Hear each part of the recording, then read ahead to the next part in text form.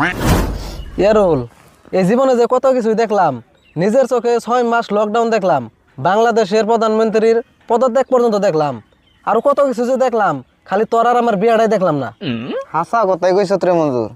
বাড়ির মানুষের যে বিয়ার কথা বুঝিবে না কত চেষ্টা করলাম, বুঝলই না। আমিও মেলা ফেলে চেষ্টা করলাম, এখন ভাবছি আব্বারে বিয়ার কথা কয়ে পুলানের নাগাল গোর মেরে মাটিতে চিকির পারুম। এরা মরে নেবে কি পাসার বাড়ি যাইছেন বকাল যে হুনি। আমার তো থাকে থাকে মাথাই কাম করে না।